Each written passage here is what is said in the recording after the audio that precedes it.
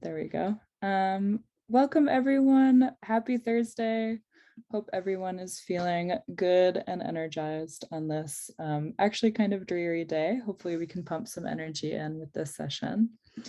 I am Ellie Mejia. I am City Bureau's Community Resource Organizer. I manage the Public Newsroom series, which is where we're at tonight. The Public Newsroom is a monthly workshop series put on by City Bureau, where we discuss local issues, the role of local media, and how to build civic power in our communities.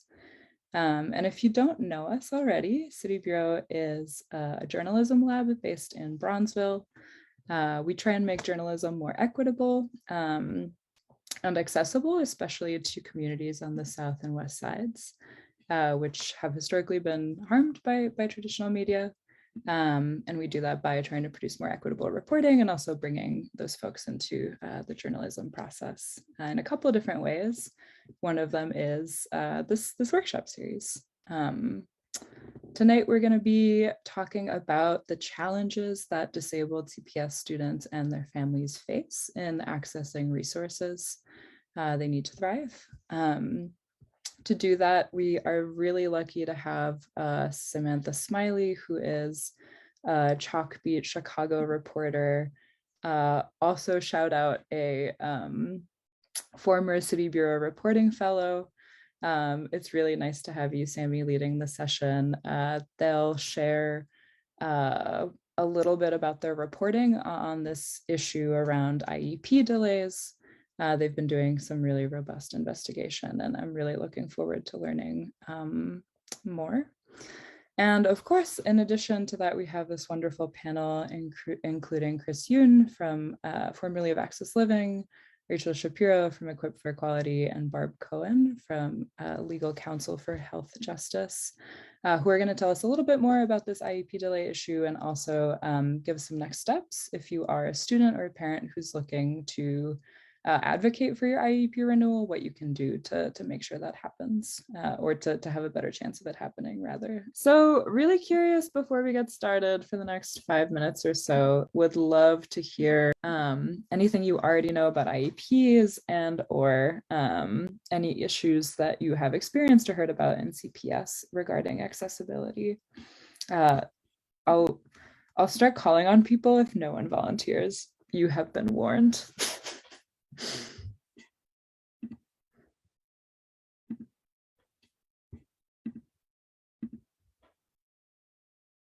You know me, I'm gonna say something. Go ahead, Susan. Nice to see you. Good to see everyone tonight. I'm the reason I'm on this is because I do not have a child. I just collect children along the way for other people when they need a break. So I'm Mama Susan. I have a young lady who's about 30, maybe. And she has a son that was diagnosed with ADHD last year. And I've only known her a couple months, but she seemed to have, latched on to Mama Susan. And her son is 8 years old. I can see that he does have ADHD to some extent because she said he does. He was diagnosed. But it's something at his age, I feel, can be corrected with the proper, when I say corrected, can be managed with the proper attention. Well, she's so frustrated, she asked me to go with her to the school, and the school's name is Ogden in the Gold Coast. And I met with the teacher, and then clearly the teacher, even in her own admission, was not qualified to teach this young man. And so in the meantime, he's being treated very horribly. And there's nobody in the school, the whole school of Ogden on the Gold Coast, to maintain or direct his needs as a child that's been diagnosed with ADHD. And she does not know what to do. They keep stringing her along. Oh, we're getting your IEP together. We're doing this, your 501, whatever it is. I don't know, whatever those things are. And they're not getting anything done. So she's frustrated. And the young boy, he's growing he's very intelligent. he's growing at a quick rate and realizes what racism is. And he realizes that that is being thrust on him at this particular school, not only by the teacher, but he's being bullied by the other students who are not Black. Well, thank you for sharing, Susan. Hopefully we can get some answers for you during the panel. Sounds like a really, unfortunately, not unique situation based on the conversation that we had as well. Anyone else want to share either their experience or perhaps a question that they're really curious to learn about through this session?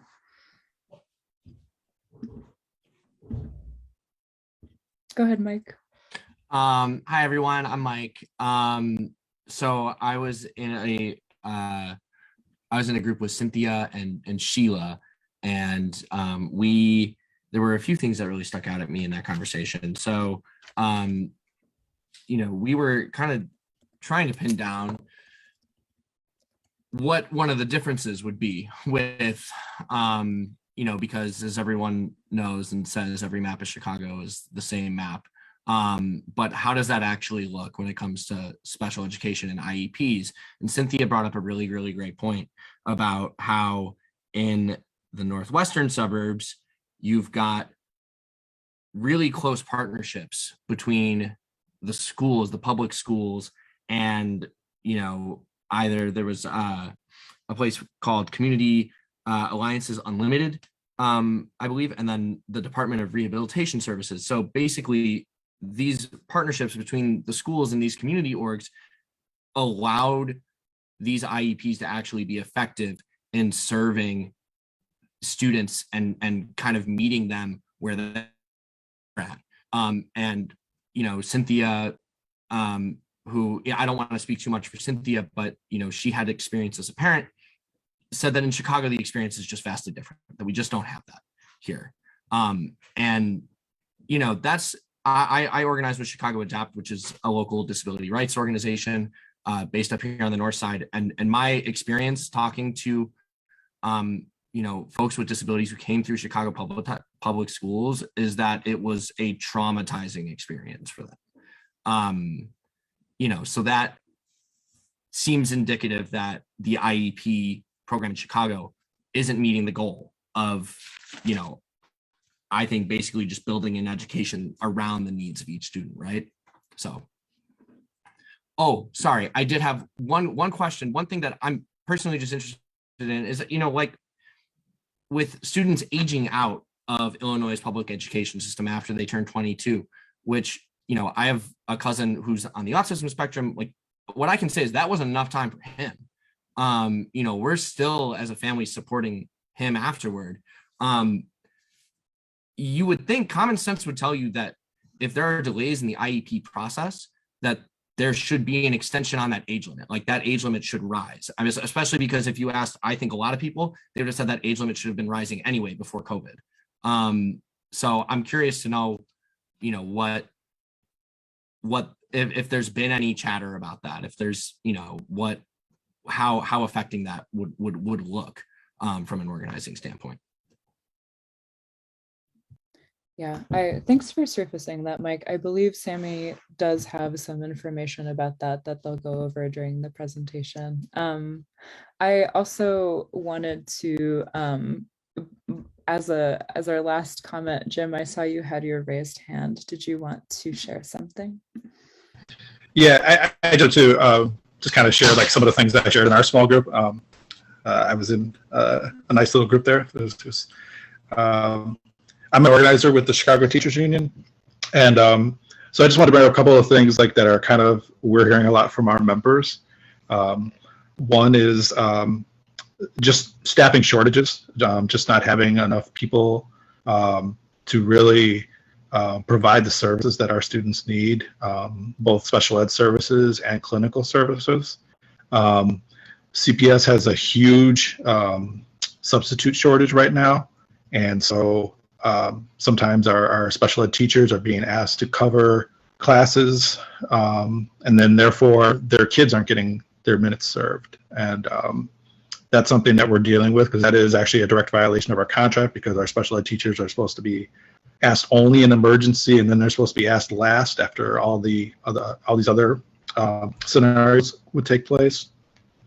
And then just also some of our teachers feeling pressure from their admins and from district representatives about actually providing the number of minutes that they feel students need. So going in and saying that they feel that students deserve these many minutes per week, but being told, well, we really can't provide that, so we're going to cut it down. That and some placements too, not being proper. So those are some of the issues that we're coming across, and hopefully, like I was saying, these were problems before the pandemic. And now there continue to be problems, but they're escalated now too, because some of our students have even more needs. So they weren't getting served as well during the pandemic, and now afterwards we're going right back to the same model. So we really need to work on how we improve that. Thank you for sharing. That is kind of the perfect tee up to transition into our presentation, because as Sammie and I have been planning this workshop, something that has come up over and over is, these are not new issues, right? Like Sam just shared, a lot of the folks that he knows through organizing who are disabled feel pretty bad about CPS, right? These are not new issues, but COVID has certainly exacerbated them. So Sammie, I'll kick it to you for your presentation so you can share with us a little bit more about what IEP delays have looked like lately. Okay, well, hey everyone. Yes, I'm Samantha Smylie. I am a reporter at Chalkbeat, Chicago. I cover the entire state of Illinois. And since I've been hired, so I got hired like the week before all the schools closed down and everything. And during this time, I've learned and talked to a lot of parents and advocates about special education. I am not an expert. I am not someone who's had these experiences myself. I did grow up in Chicago. I did go to CPS schools, but I am an able person. And just to start off my presentation, I am going to have like a one-on-one, just like definitions kind of conversation, just to kind of help folks out who might also be at like that one-on-one stage. So I'm going to start that off now. Shout out to Ellie, because they're the ones that got this together for me. So it looks so beautiful. Thank you. So some things you should know, like as I'm presenting, is that like Chicago has a little over 330,000 students, sorry. And, those numbers change all the time. We just got, notice that, again, like CPS lost 10,000 students, I believe. About 14% of students in the district are students with disabilities. As we've been talking about IEPs, for anybody who's like, what is that? That is an individualized education program or plan. And that is basically supposed to identify the student's disability, what kind of instruction they'll need, and any related services like speech language pathology, occupational therapy, or physical therapy. And that is basically a plan that is backed by federal law, which is the IDEA, or Individuals with Disabilities Education Act. And that act is supposed to ensure that students with disabilities have access to a free and appropriate education. Something else that might be mentioned in this conversation is IEP meetings. Once a year, students and their parents are supposed to, have an IEP meeting. A parent can request, more than one IEP meeting if there's a problem. And at that meeting, it should be the parent, the student, a general education teacher, a special education teacher, sometimes a case manager, or and also like a clinician, so one of those like people who work in speech language pathology, OT, and PT. And what we'll really be talking about this whole time really is evaluations. So you'll hear me say something like referrals. So that's basically like a parent or a teacher believes that a student has a disability. And so, they say to the school, like, we would like for our child or for the student to be evaluated. Once the school agrees to do an evaluation, there's an initial or new evaluation that takes place that leads to an IEP. By state law, there's supposed to be a reevaluation every 3 years. And then, every year is an annual review of that student's IEP, just to, check to see where they're at in their academic goals and making sure everybody, that student has what they need to be successful in school.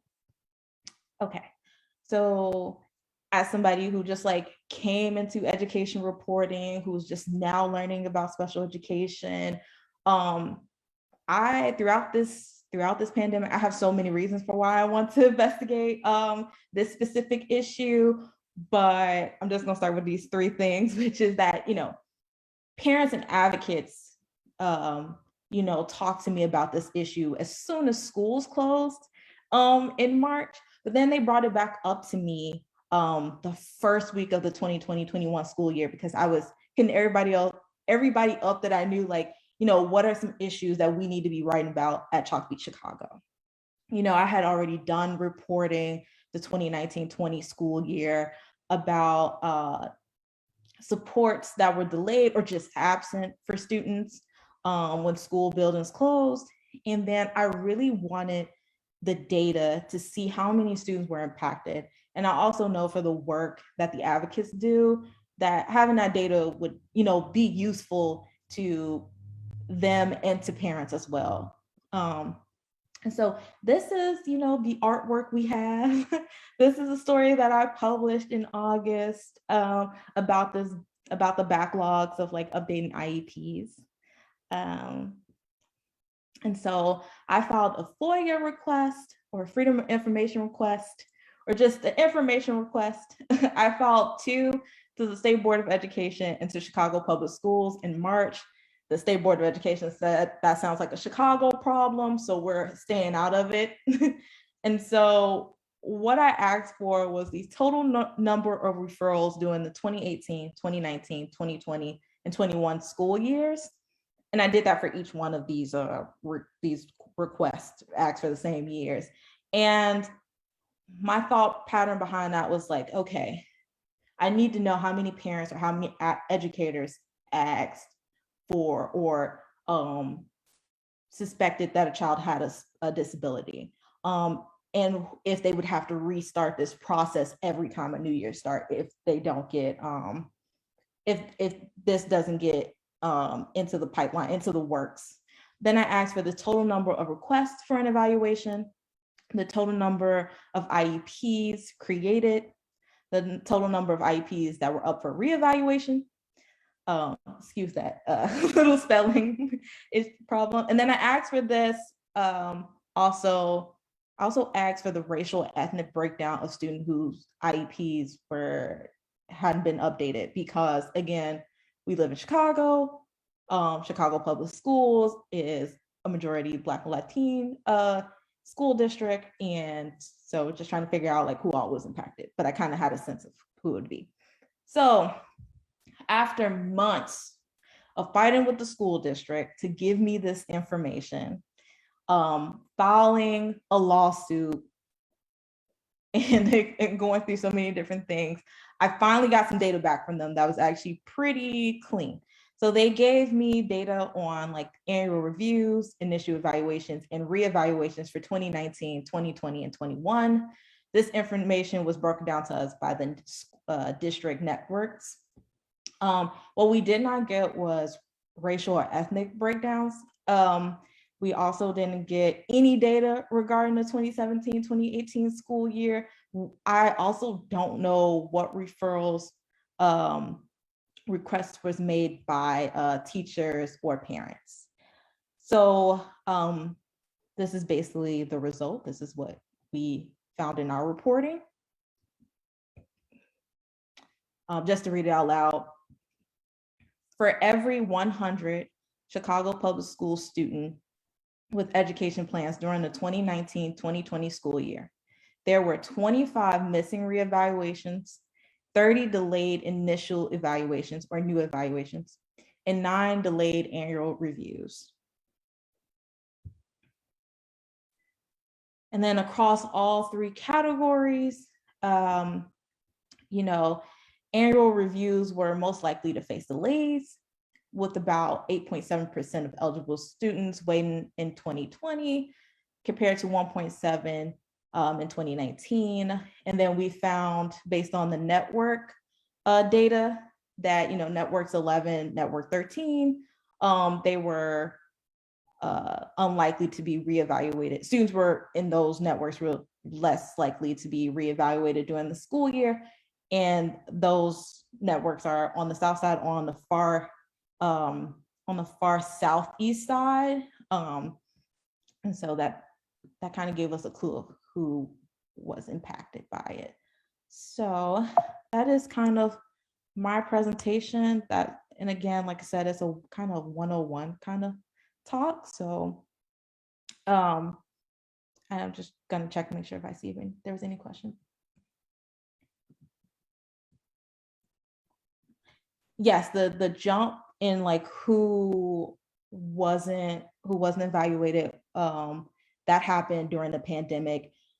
In the 2020-21 school year, we did see the numbers decrease. But again, I feel like any IEP that wasn't updated, if folks didn't get that initial evaluation to get an IEP, like to me, that still matters, even though the numbers were lower. So still a problem. Now, I'm going to turn this over into the panel section, because had it not been for these folks who will be on the panel, I wouldn't even been able to have the knowledge and the ability to do this story. Like I said, I've really had to learn this topic through other folks and through the advocates work who are here, and to the parents who talked to me, who picked up my phone, like my phone calls, even when it was hard for them to do so. I've had parents like trying to hold a crying child while they're on the phone with me to do this. And so, so much credit to everybody who helped me with this. So I'm going to start off with Chris, because as we all said, the pandemic isn't where this really started. But Chris can give us some, background of the IEPs being delayed pre-pandemic. Yes, and hello everyone. I do education policy work, and I used to work for Access Living, which is an organization for people with disabilities. So I guess this is not good news. I'm sorry to confirm this, but based on my professional experience, delay and denial of special education services is just, I'm sorry to say this, a result of CPS culture. So I totally understand what Mike mentioned, that CPS experience is totally different than some suburban, wealthy, affluent districts. Yes, I do agree, because let me go back to 2015 when the CPS was in the middle of financial crisis. At that time, the city mayor, the previous mayor, brought the financer as the CPS's CEO to fix this cost problem. So it was not really about education, it was the cost problem. Then they revamped the whole special education program itself. Then soon the teachers and advocates, parents noticed these systemic issues involving the IEP process, which resulted in delay and denial of special education services massively. So that was the time, that 2015, 16, 17, that situation. So CPS was bad before, but that was the worst time. So that was the time that, including Chicago Teachers Union, this coalition of parents and advocates and lawyers, legal aides, we together we sent an open letter to the state agency, the Illinois State Board of Education, and we asked them to investigate the CPS situation by naming what we observed and we believe to be the violation of the IDEA, special education laws. That was November of 2017, 4 years ago. Then the ISB, I call them ISB, Illinois State Board of Education, they conducted so-called public inquiry. That's just the investigation. It's like a trial-like investigation. And as a result, the ISB found CPS responsible and they violated IDEA very massively by putting these delay and denial tactics in their system. So that as a result, now we see this ISB monitor in place and verifying CPS's special education policies and practices. So I would say, which is a very positive result. I wouldn't call it as it's the perfect answer here, because we all know that still lots of issues still happen, but it's still better than before. We are not in a much better place, but much better than before. So that's the background, I would say. Mm-hmm. And tell us again, like when did the Illinois State Board of Education implement the monitor? That was summer of 2018. After they found the CPS violated laws. Yes. And what does monitoring mean for someone who doesn't know? That means basically when CPS is about to implement special education program related policies and procedures, the ISB monitor, the third party state monitor is supposed to verify that whether that complies with the special education laws. Mm-hmm. And so you said that it's better than before, but do you feel like it's effective, the monitor? I definitely support having the monitor in the place. That's why the coalition supported and asked the ISB to extend the monitoring period. But at the same time, as one of the advocates who has been involved in this process, I wish the state invests more for the monitoring office, because CPS has its enormous school district with 600 schools. There is no way that one monitor can oversee all those schools, what's going on. So she relies on the people coming to her, even if she goes out, but it's limited. So we initially asked for several more staff for that monitoring office. So that's the part that we could not achieve. Then state did not really provide resources that much, but still they extended monitoring period. So we support that decision. Yeah. Yeah, they extended it for another year. Yes. Yes.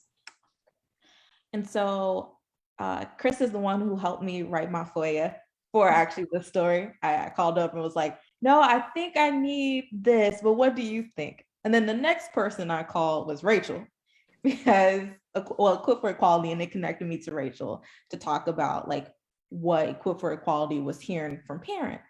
So Rachel, you should introduce yourself right now. I'm Rachel Shapiro, and I'm an attorney at Equip for Equality, and we provide free legal services to people with disabilities. And I've been an attorney in our special education clinic, helping students with disabilities receive appropriate special ed services since 2006. And so what were you hearing during the pandemic about, parents who were just unable to get their, get an IEP meeting, get their child's IEP updated? And do you have any examples for us about parents who are struggling? Mm-hmm. There was a lot of frustration with the fact that parents felt that there was either a lack of sense of urgency or blaming the pandemic for not being able to meet federal timelines, even though the federal government had said these timelines are still in effect. We're not waiving the timelines just because of the pandemic. So for example, I had a high school client with ADHD who was supposed to be reevaluated and have his annual review in November of 2020. And I got a referral from a community agency for him in March of 2021. And I realized that the IEP in effect was still from November of 2019, and CPS had not done his reevaluation. So I wrote a letter to CPS and I represented him, and we were able to secure the evaluation and hold the IEP meeting. But the reality is, no matter how many services we give him now, we can't make up for the fact that for those 5 or 6 months delay, he was not getting the supports he needed. He was really an athletic student, and the pandemic took that away from him. He was having a lot of social emotional issues because of the pandemic. And because of the fact that we didn't get that increased social emotional supports when they were owed to him, his positive trajectory is there now that we've had that meeting and worked with the team, and we had another meeting recently, but it's a lot slower than it probably would have been if he had gotten the services to start with. Mm-hmm. And, you know, what were some of the issues that CPS were saying to you or to parents about like why they have this backlog or what's blocking their ability to, you know, have the meetings? So a lot of what CPS was saying was that we can't do these evaluations over Google Meet. We are not able to have certain students in the building because of their medical issues, even if the parent was willing to arrange to bring the student to the building. So even if the student wasn't going to school in person, a lot of parents were willing to have an appointment and come in and do this. And I think the reality is, Jim mentioned the staffing shortages, that it was very difficult for the clinicians to be able to schedule those appointments at a time when the parent could bring the student in, because there are a lot of staffing shortages. And the end result was that there was a lot of saying that we can't do certain evaluations over Google Meet, so we're just not going to do them. So what we saw happening was a lot of just rating scales were done, which means that a parent, maybe a teacher, and the student, depending on the student's age, were given basically a checklist to go through and say whether certain things apply to them. But we weren't seeing things like cognitive testing, so like IQ testing or academic achievement. So what is your reading level? What is your math level? And without that information, we can't write an IEP that's measurable and really provide students with the services that they are owed. Mm-hmm. And since this school year has started, have you been receiving calls again about this issue, or have you been, you know, not receiving it? So we definitely have some. I would say that there's been an improvement now that students are in person, but there's still a staffing shortage. There's still a clinician shortage. And so that's making things difficult. And then also there's a backlog of cases. So whereas previously a parent may have been able to get their evaluation request granted and completed, we're being told sometimes parents, well, you're at the back of the line because we have all of these other evaluations that are out of compliance. And so we're not able to do your child's IEP or child's evaluation in a timely manner. Mm-hmm. And just to reiterate, all these shortages that we're talking about now that's coming up in the news, these shortages have been there. We've had teacher shortages. One of the, if I remember correctly, the state monitor has talked a lot about special education teacher shortages. Correct. We've already had clinician shortages. I remember talking to a few clinicians last school year about the fact that they were divided between 2 to 3 schools. So it's also a problem. Yeah. Did you want to add anything to what I said? Or no, I mean it's still the case that these clinicians are being divided between multiple schools, and so it may be that a student needs them on one day, and unfortunately they're at one of the other schools. Mm-hmm. And so, Chris, did you want to say anything?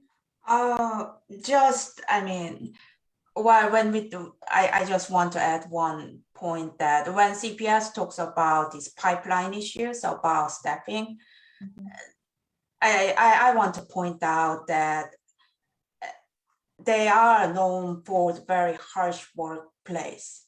The condition is horrible. So when there is a choice, it's not like CPS is not the clinicians or like teachers first place to go. And CPS leadership usually skips that part when they talk about staffing issue as a pipeline issue, right? Mm-hmm. So it goes back to their culture. Yeah. That how they just leave those individual schools with least amount of resources. Thank you. And then the last person, well, not really the last person, because we're having a conversation here. But Barb is, I was connected to Barb via Chris, and we talked a lot about transitional services, but Barb is, talking to parents currently in this school year. So Barb, I wanted to kind of hear what are some concerns for parents and students this school year. Sure. Before I get into that, I did just want to say that to Mike in particular that a new law was passed this year called HB 40, and students who turn 22 and are in the school system can stay until the end of the year when they turn 22. So it's something of a victory. And we're happy about that. But in terms of the things we're seeing this year, I think most people have heard about the transportation problems. There's still about 2,100 kids with IEPs who don't have transportation. The district is saying that they probably won't find transportation for all of them until after Christmas. And they're paying families to provide that transportation, although none of the families with whom I work have gotten any checks yet. But it's particularly problematic for families that don't have a way of getting to school. So for example, we have a family where the mother is disabled and can't drive. And so her son just hasn't been at school at all this year. We're at the end of October now, and it's been 2 months and he has not set foot in school. So CPS said this week that they're going to have that fixed for that particular set of kids by tomorrow. I hope that happens.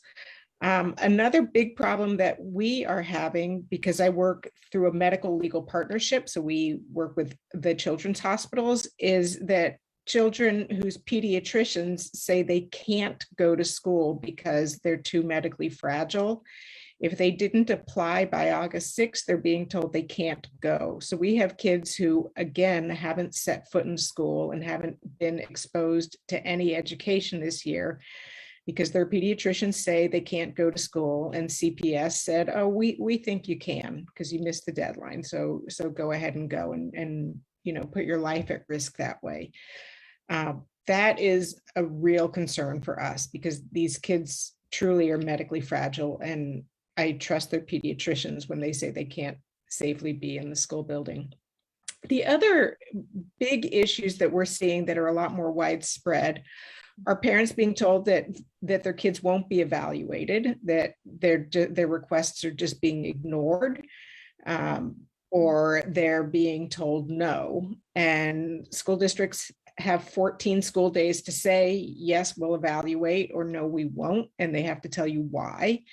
And that's not happening right now. And I understand a big part of this is that they're overwhelmed with that backlog that Rachel was talking about, but it is a violation of the law. And it's based on them often saying, well, we don't have enough data to know if there's a reason to evaluate. And they are not listening to the observations that parents are bringing in from what they saw last year while their kids were at home. And that's a very valid form of data, is what parents have seen while they've been working with their kids. And then the last big thing that we're seeing is a lot of behavioral issues that are widespread with kids who have IEPs and who don't have IEPs, but For the students with IEPs, they're supposed to have appropriate interventions, a behavior intervention plan to help support them. And these plans aren't being either implemented or created. And what's happening is schools are sending kids home early, which they're not supposed to do, or they're saying the child needs to be in a therapeutic placement because they can't handle the child when they have not made any real efforts to set the child up with a school social worker or set the child up with some paraprofessional support. So those are the big issues that we're seeing right now. And just to backtrack, the backlog is for referrals, right? That's what you were talking about? Yes, backlog is for referrals, and then schools have 60 days to do an evaluation. So they're not allowed to take longer than 60 days. And they certainly are right now. And again, they're just telling families no. They're saying, we're already full. We can't do an evaluation, which is not, again, not legal to say we've already done, we already have a long list. You'll have to wait till next year. So they can't say that. Right. And then another follow-up is that you did say therapeutic placement. I've heard a little bit about therapeutic placement, therapeutic day schools, but for someone who heard that and don't know, but is curious, like, what is that? So those are private schools that usually families that go to the private schools, the school district pays for it. They're very expensive schools. They usually cost between $40,000 and $60,000 a year. And they are designed with different purposes. There's some that are designed for people who have significant learning disabilities, but most of them focus on kids with behavioral challenges. And they're supposed to have smaller classrooms with specialists who will help these kids. I can't say that happens in all of the programs, but that's the plan. But that's not going to a therapeutic school means that you're not with your general education peers.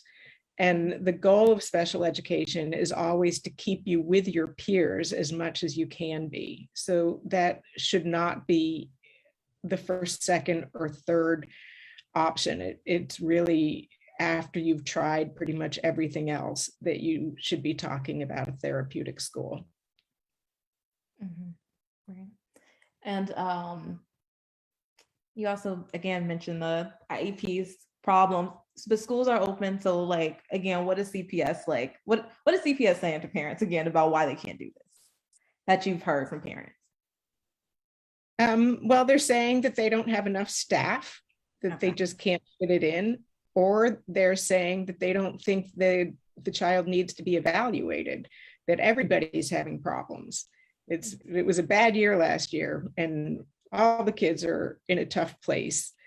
But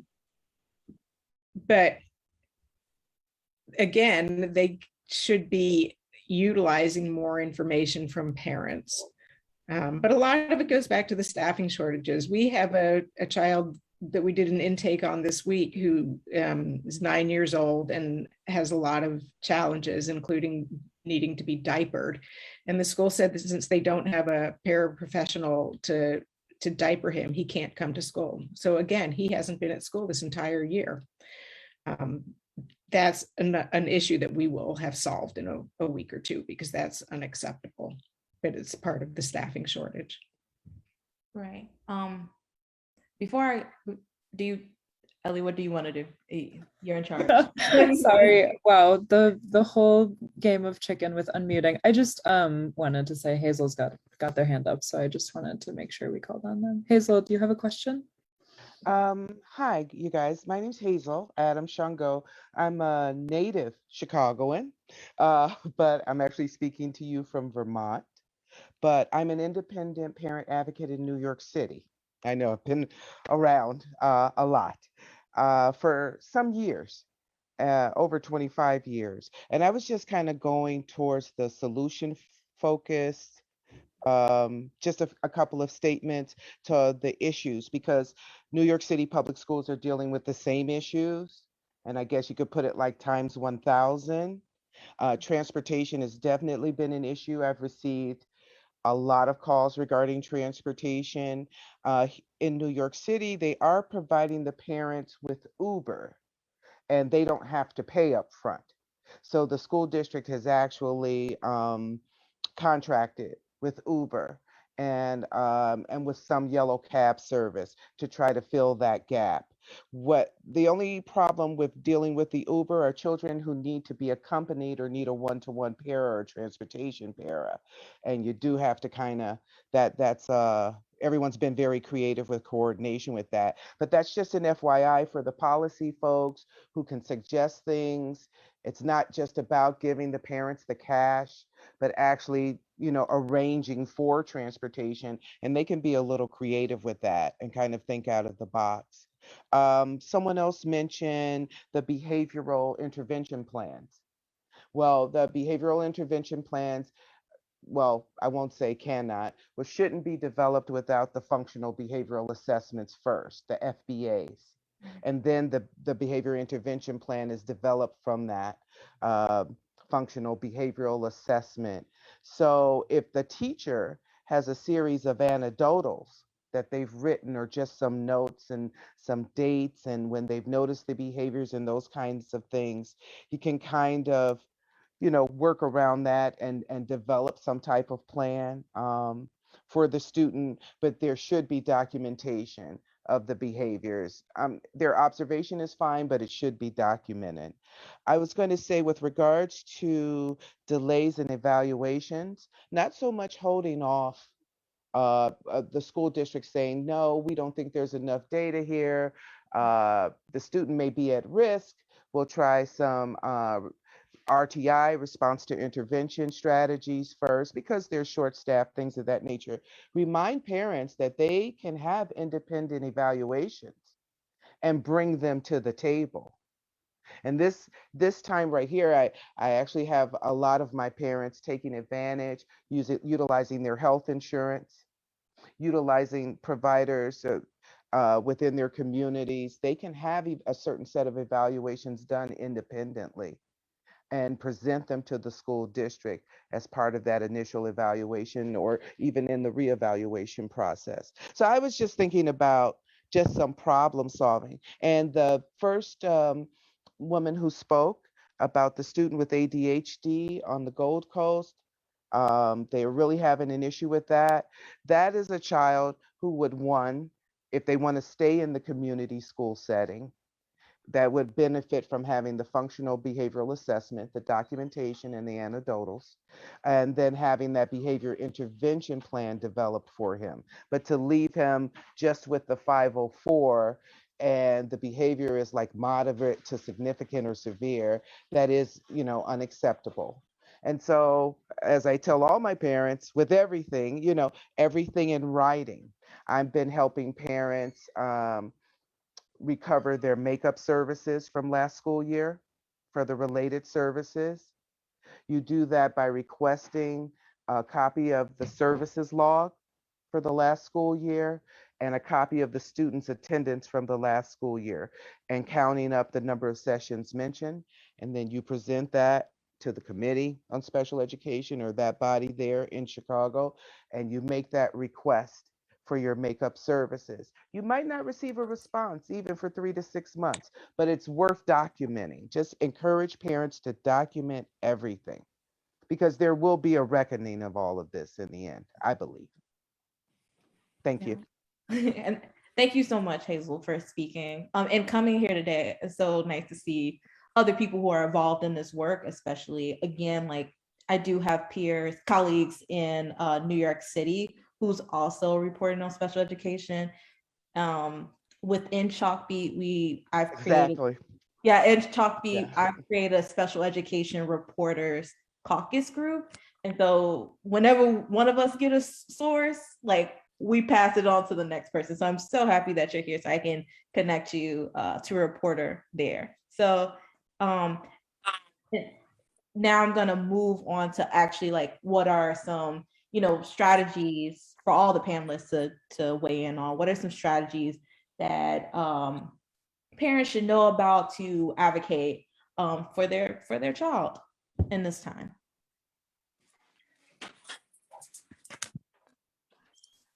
One thing I'd really like to reiterate is what Hazel was saying about put everything in writing. Whatever you do, put it in writing. Best if you put it in an email in writing, because then you have a date on it also. Because the schools, if you just say to a teacher or case manager, I think I'd like to have my child evaluated, that conversation never took place. And even, of course it took place, but officially it never took place. So put your requests in writing always. And that's the first thing I would say. The next thing I would say is to communicate with your teacher as much as you can.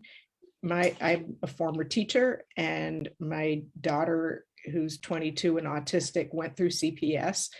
So I've seen this school system for many, many years now. And the teachers have always really appreciated the communication and the troubleshooting that we can do together. And I think it leads to better IEPs as well when you have that collaborative relationship, and when teachers know things like kids can have a bad day today because they had a bad night last night. They actually really appreciate hearing those things. That's not a legal solution, of course. So I'm gonna stop and let Rachel and Chris jump in with other suggestions. I would say, Rachel, the Equip for Equality is you have the biggest special education legal clinic in Chicago. So this is the place I recommend for many families and almost all families. Yes.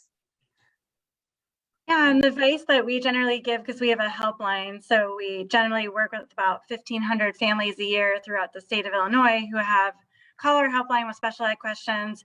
And the advice we always give, I mean, Hazel really nailed everything I was going to say. She really did a good job there with all that. The only thing I would add to that is just making sure the law doesn't require a school to provide what's best for your child. So don't say, well, what's best for Johnny is if he has a one-on-one aid. Just make sure to say Johnny needs a one-on-one aid in order to make progress at school.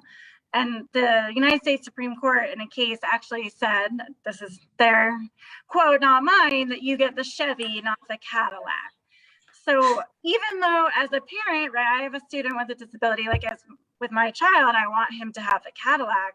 I'm going to say, he needs this functional behavior assessment to figure out what is causing his impulsivity in his classroom. It's not like it would be best to do this. I'm going to say this is what he needs because that's what the law requires. So just keeping that tip in mind too is helpful, even though, of course, as parents, we're all advocating for what we think is best for our child. Yeah, and I'm sorry, who wanted to speak? I'm sorry. We were talking about this a little bit earlier, and Chris was also talking about filing state complaints, which I thought was a good point. So, Chris, can you explain that? Yeah. Filing a state complaint.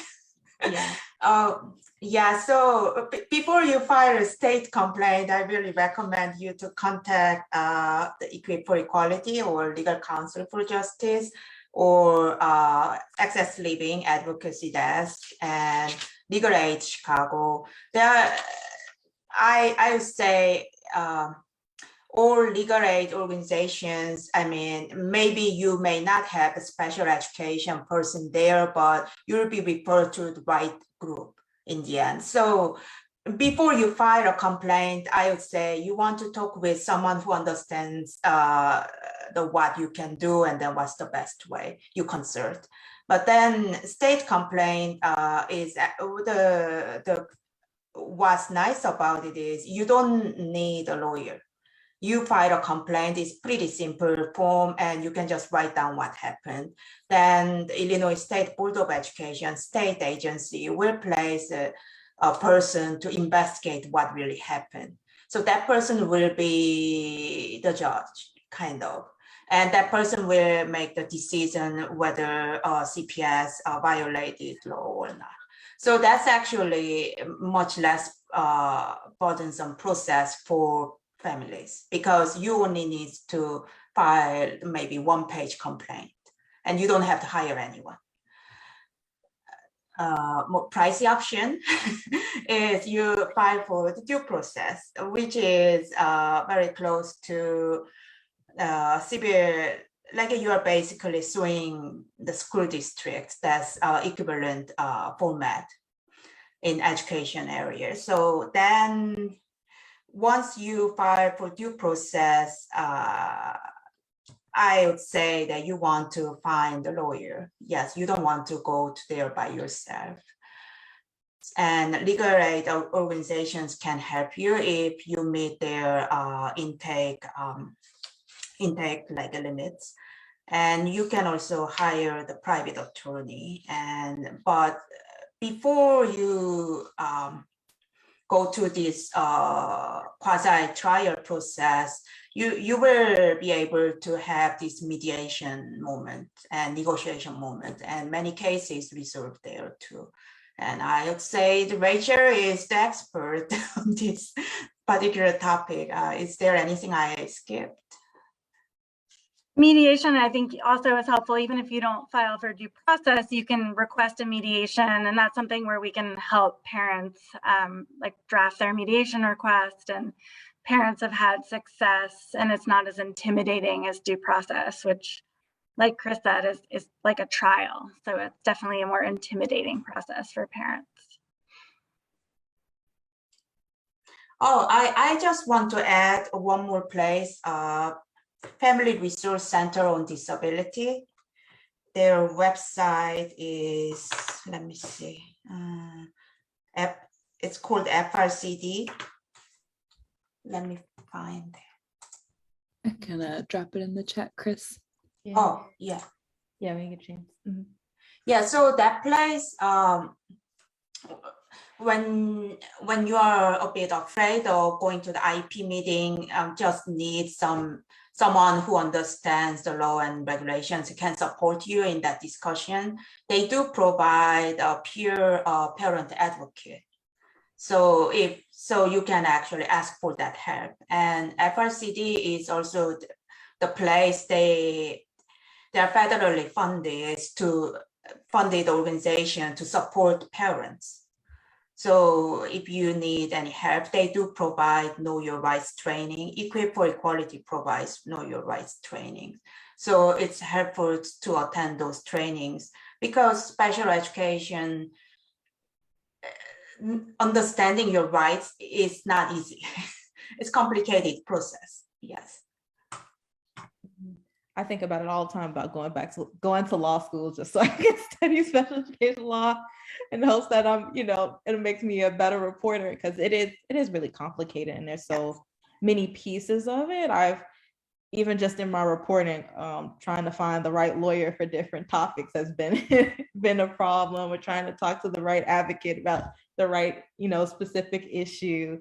It's been interesting, but it is hard at times to figure it out. So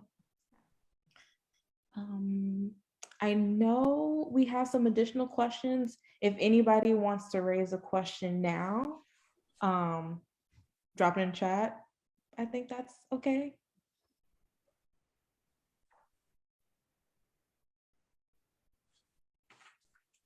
Did anybody want to talk? I know we didn't really talk about transitional services again. I don't know if anybody want to bring that up again or what, because Chris and Barb, were a part of that push for HB 40, but also for folks to recover services if they turn 22 when school shut down March 2020, sorry.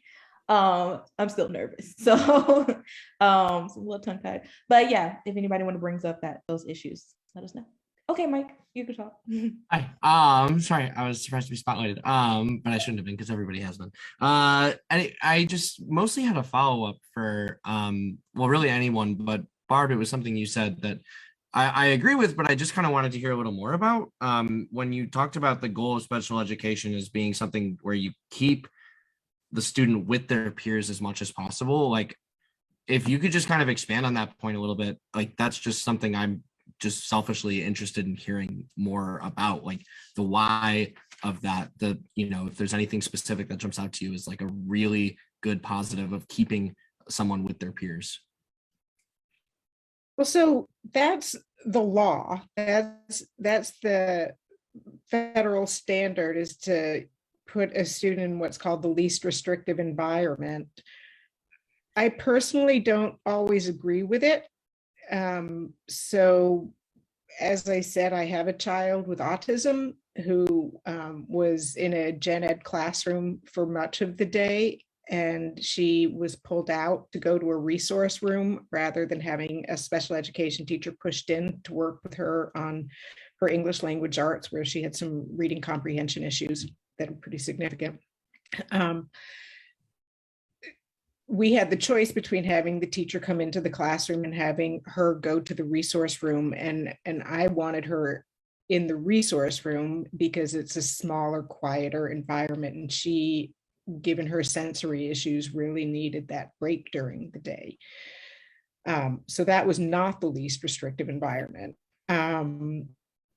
The research generally shows that students benefit from being around peers who exemplify academic strengths, behavioral strengths, social strengths. That's how kids learn a lot, and that's probably the best research reason for keeping students in the least restrictive environment that I can think of. I'm curious to know, either Rachel and Chris, if you have anything to add to that. I think the biggest point is just, oh, sorry, go ahead, Chris. Oh, no, go ahead. That, you have to look at the least restricted environment for that student, right? So for one student, that could be a separate classroom, like Barb's saying, or even a therapeutic day school, which is a separate school for kids with disabilities. Whereas for another student with another disability, that might be spending most of the day in the general education classroom. So it really needs to be an individualized, like, look and thoughtful process. Okay, so can I add just one last small point? So I also understand that concept as something previously this society basically segregated these children with disabilities. So I think that concept also came, like, unless this students really need certain segregated setting, we provide this inclusive setting, which also works with this research results too. Yes. But that's a great point, Chris. I mean, this is a response to historically, and particularly in Chicago, that's what the big Corey H settlement in the 1990s was about, was putting all of the students with disabilities in a classroom at the back of the school, or putting them in a closet in the basement. Right. So right. Illinois has the 70-30 rule. So in one classroom, not more than 30% of students are the students with IEPs. Yeah. Unless it's a separate classroom. Right. That's right. Only students with IEPs. Yeah. Mm-hmm. Makes a lot of sense. Thanks, y'all. When you were talking, I thought about what you were saying about the lack of cognitive exams that were being done, and to think that you can get the level of individualization needed from a survey is something I've been skeptical of, to say the least.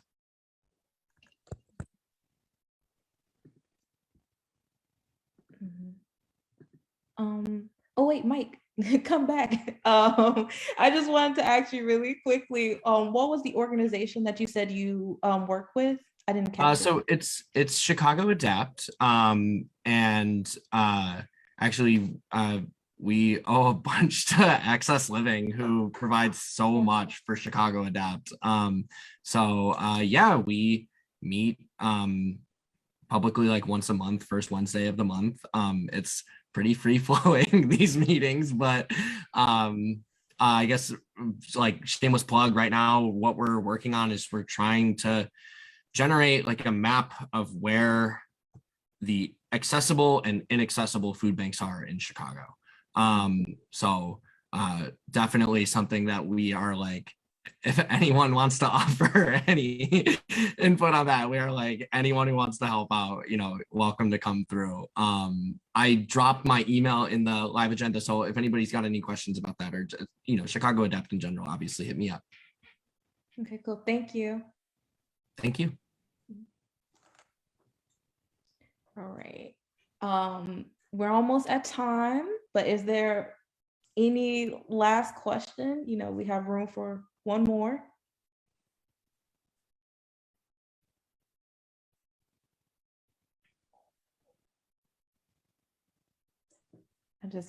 I feel like as soon as I say bye everyone, someone's gonna have a question, so I'm not gonna do Sammie, can I just add one last thing? I'm sorry.